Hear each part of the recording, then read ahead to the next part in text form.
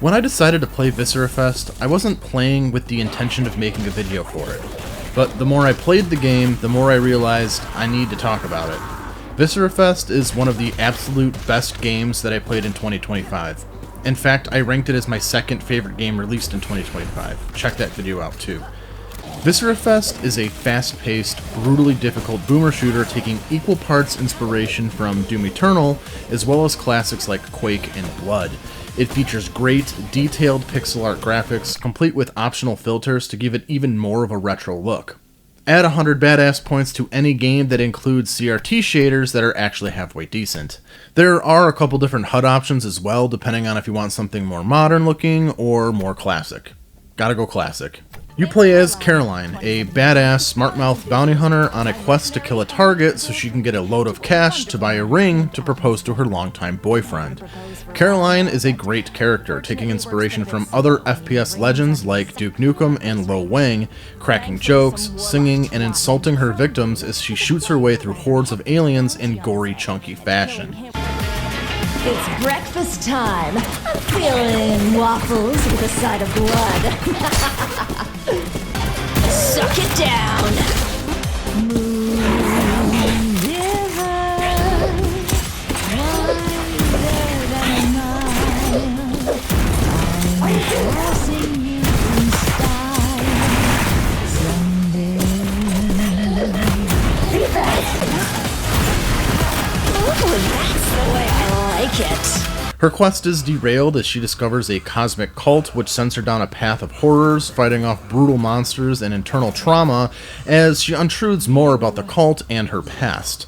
The story is told through these semi-animated, hand-drawn cutscenes, dialogue throughout level, and codex entries that you can read in a library in the game's hub space.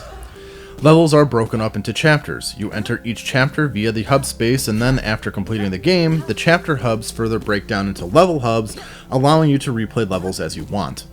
In the middle of the hub world, there is a shop, where you can trade red skulls that you collect throughout the levels for gameplay modifiers that you can then use when replaying levels. These modifiers include things like regenerating health or giving an insta-gib railgun. The best part of the presentation is by far the music. Viscerafest definitely had my favorite soundtrack of 2025. It's fantastic. Each chapter had a different composer create the soundtrack for that specific chapter.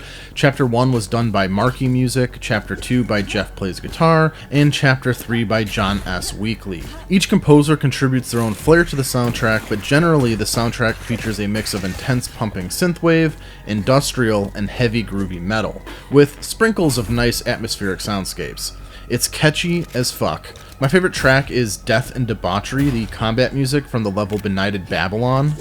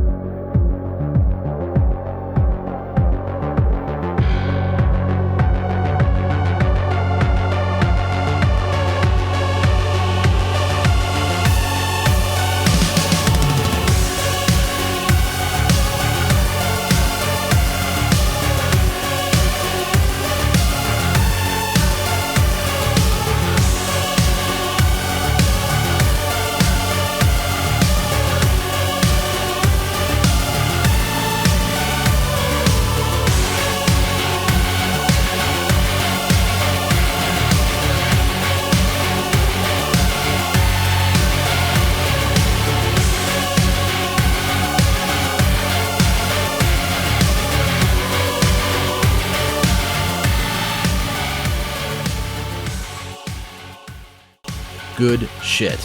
The soundtrack perfectly complements the intense gameplay, getting you pumped to groove along with your carnage. The gameplay is the core reason I decided to make this video. It's fantastic. At face value, it seems like another Doom Eternal inspired shooter that popped up in its wake. Another challenging and fast boomer shooter. But the more you play it, the more you recognize more of the depth that the game offers. You discover little tools and tricks that help you play. The more you get your ass kicked, the more you improve. The more you improve, the more fun you have. It's an addicting combat loop. Viscerafest is part Doom Eternal, part Quake, part Blood, part Hotline Miami, all badass, and still extremely original.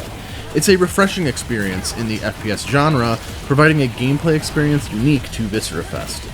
The main feature of Viscerafest combat design is the bunny hop. You will be hopping the entire game.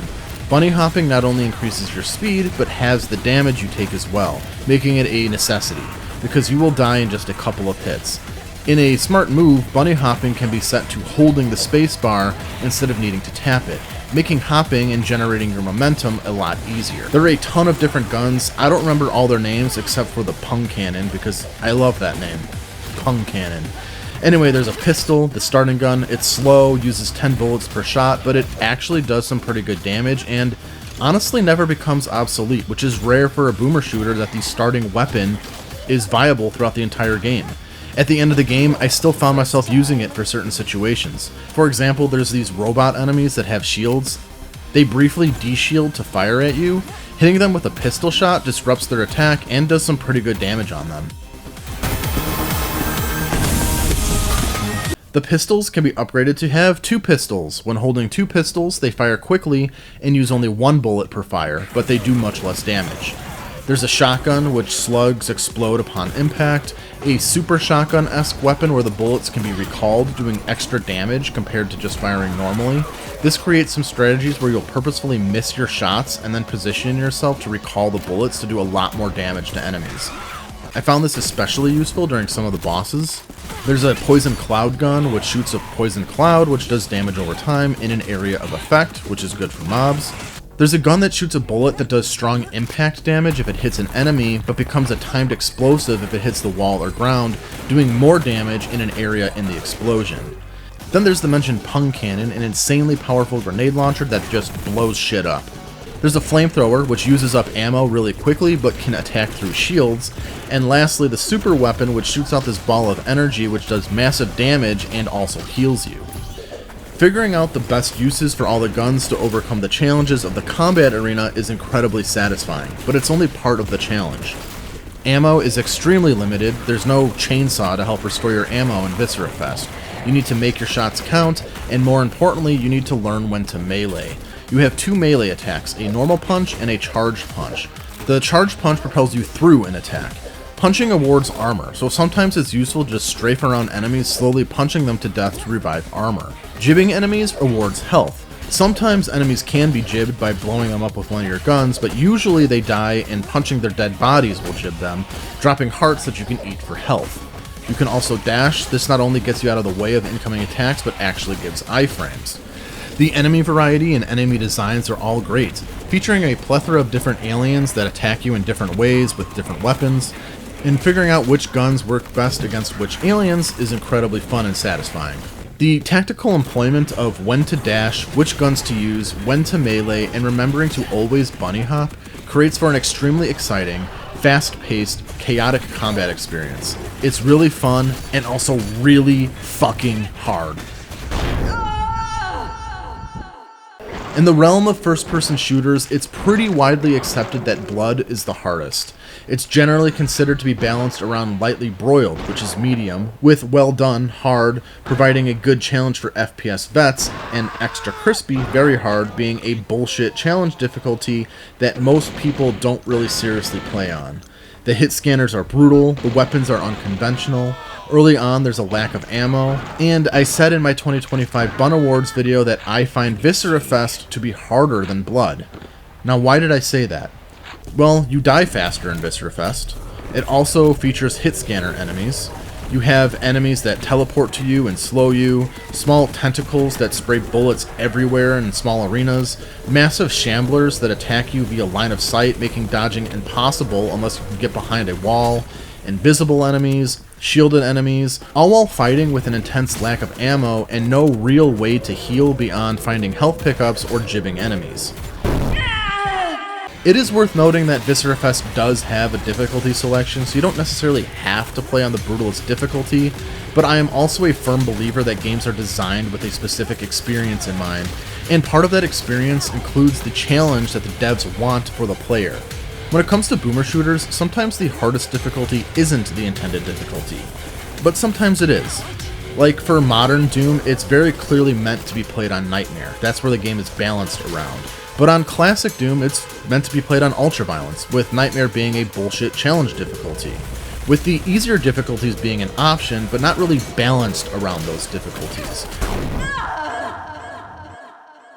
What I mean is that these games' difficulty are balanced around the harder difficulty options, Nightmare or Ultraviolence, and then scaled down for easier difficulty options.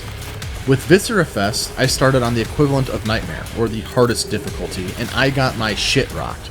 So I asked on Twitter and the Steam forums, what difficulty is this meant to be played on? Basically, I was asking what difficulty was the game balanced around, and what difficulty provides the experience that the devs want for the player. And the devs responded saying the game was balanced for Nightmare and that is the intended experience. So I played Nightmare, and so all of my comments about balance, gameplay, pacing, challenge, and difficulty will be in regards to the Nightmare difficulty option, since that is the intended experience by the developers. And one of the biggest things contributing to Viscerafest difficulty is limited save points. You cannot save whenever you want. You need to find save pickups throughout a level in order to save. And if you use it, you cannot use it again. That's why I say it's harder than Blood, because you can save scum your way through Blood. After every room you clear, you can save. After every enemy you kill, you can save. After every bullet you shoot, you can save. And you can have multiple saves, so if you find that you fucked up somewhere, you can go back to an older save if need be. Viscerafest has one save per file, so if you fuck up and save at a bad spot, you need to restart the level or even the chapter, and you feel pressure to not waste your save. What if an even harder arena is just around the corner? And saving is disabled for boss fights, so no mid-boss saving. It's brutal, and results in playing through certain parts over and over again, especially boss fights. Viscerafest is seriously one of the hardest games that I've ever played, ever. I died 665 times on my first playthrough. Even basic enemies can kill you quickly. It's infuriating at times, but insanely rewarding. It felt incredible every time I overcame a difficult challenge. I could feel myself improving, thinking about the game differently. The Hotline Miami style respawn that just throws you back into the action immediately means that you don't have to wait for load times and can just try difficult parts over and over. You learn what guns are better against which enemies, even how certain guns function, when to melee. It just clicks. It's still hard as fuck, but when it clicks, it's awesome. I did rage quit a couple of times. One time I even thought, fuck this, I'm done, I'm not gonna finish this game. But unlike other games that I felt that way about, like Sekiro, I couldn't stop thinking about Viscerafest. It's addicting, and I was having such a good time playing it, I needed to come back to finish the game. It's just so damn fun. I know this isn't for everybody, but I genuinely enjoy difficult games. I like overcoming challenges, I like feeling improvement, I like learning a game's mechanics and systems and seeing that learning translate as I play the game. The more I'm swearing at a game, the more I enjoy it. A really good detail is that as the game goes on, Caroline's banter decreases, the frequency of her quips lessens, and she starts to sound exasperated, wondering when the fuck these waves of enemies are going to stop, and it perfectly matches the player's feeling of exhaustion as the difficulty ramps up through the game.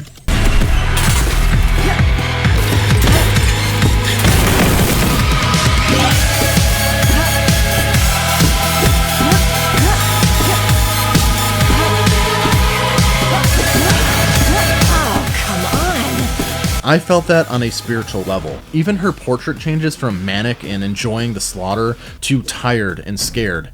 It's awesome, and it's also a cool trope reversal. Instead of an insecure character becoming stronger and more sure of herself throughout the game, she starts off as a badass and becomes more vulnerable as the game goes on. You're here to kill me. Huh. Something like that, yeah. So fucking good. Combat isn't all there is to the gameplay though. In comparison to other boomer shooters, Viscerafest is actually fairly linear. Some levels have branching paths that loop around into one another, but it doesn't really have the labyrinthian style design or the where the fuck am I supposed to go key hunting aspect of other shooters. Instead, there are smaller puzzle-esque sections that add a bit more to just the constant killing. There's these parts where you have to lead these weird fetus monsters to buttons to open doors, making sure they don't get killed on the way. There's these parts where these other monsters that look like the fetus monsters wearing an Iron Maiden follow you around a room, and if they get near to you, they damage you. So you need to avoid getting near them as you press buttons to open a door. Then there are these cube puzzles where you have to move cubes along a track to fit them into these slots. You need to set 2 cubes to open a door. I had the tendency to overthink these puzzles, stuck moving puzzles along these tracks forever. Sometimes the simplest solution is the right solution, and it's staring you right in the face. There were 2 extreme annoyances though. The first was a bug. Later in the game, there's this fetus boss made up of blended parts of smaller fetus aliens. You watch the cutscene, and like all the other bosses, saving is disabled, but it autosaves after the cutscene at the start of the boss fight. When you kill the boss, it autosaves again, but there are these 2 new tough enemies that show up after the boss. You don't have a chance to heal after the boss. You don't have a chance to get more ammo after the boss. So I killed the boss with like 1 hit's worth of health left and no ammo. I could not kill these 2 new enemies. And since it autosaved, it removed my manual save prior to the boss. So I restarted the entire level. A tough fucking level, mind you. Make my way back to the boss. Saving is disabled. Only this time it didn't autosave after the cutscene either. So I die and have to play through the level again. This time I burned my manual save at the entrance of the boss just in case. Save is still disabled, but it also didn't autosave either. I died several more times, defeating not only the boss, but the enemies that spawned after, which brought me back to my manual save every time, which meant I had to watch these cutscenes over and fucking over again every time I died. It was aggravating. Luckily, the autosave corrected itself when I completed the level and I started the next one, and it only happened here, but that sucked. I beat the boss several times before finally moving on to the next level as I killed these 2 bee throwers afterwards. Yeah, they throw beehives at you.